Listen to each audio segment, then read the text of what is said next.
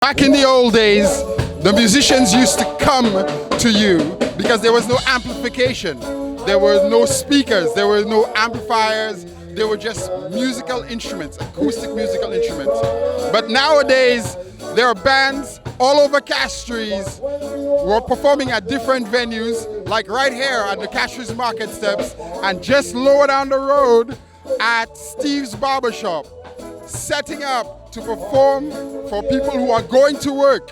Tourists are passing by, commuters are going to work, looking onto the scene of Saint Lucia's incredibly unique tradition of celebrating Saint Cecilia's, the feast of the musicians. Yes, when we go, we have to be band on the road, having fun and things, you know. But these days, only the band on the stable. But before, we had to start on the road, jumping up behind the band and Paul and them, you know. But things have changed, and we have to adjust to the changes. To begin with, there are only two countries in the world who commemorate Saint Cecilia's Day: Italy and Saint Lucia. And as a matter of fact, it's also the patron saint. It's the feast of the patron saint, Saint Cecilia. I think from the 40s and 50s, we've had that tradition. And I used to go out with my father and former police band members, people like Chef Harry, Paul K, Trim, and Mintz, Carlos Mintz. And it was always spearheaded by the police, the Royal St. Lucia's police band, and they would be like going around and serenading different musical enthusiasts. And they would always pay homage to them by going and giving them a little rendition at their homes, whether they retired or not. It has changed in a sense of timing. Long ago, it used to start much earlier. Like the bands used to be on the road 3 o'clock in the morning. Especially Chef Harry's band, Tropical Stars.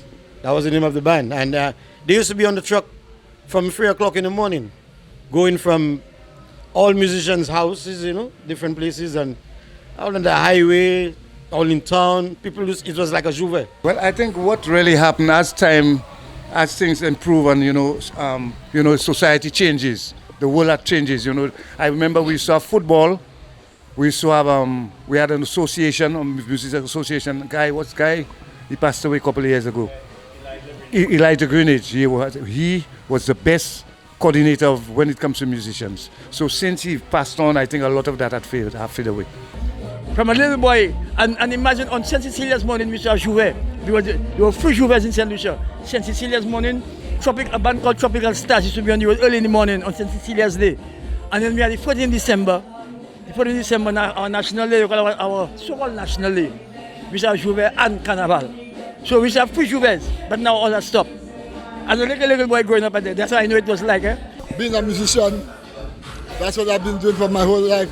Because I used to work together with Mr. Elijah Greenidge. He was the one who really ran the Saint Cecilia's, and I used to be with him. So I used to watch and see how things going. And when he passed, I took it over. And finally, it started growing. So I went to sponsors, went to sponsorship, and getting things organized. But things like the aqua and the saltfish and the smoked herring and the cocoa tea and the spice tea, I do these things on my own, through ahead. Well, I should say, I love it, so I'm doing it. Saint Lucia is the only country in the Western Hemisphere and one of 2 countries in the entire world that celebrates Saint Cecilia's in this vibrant way.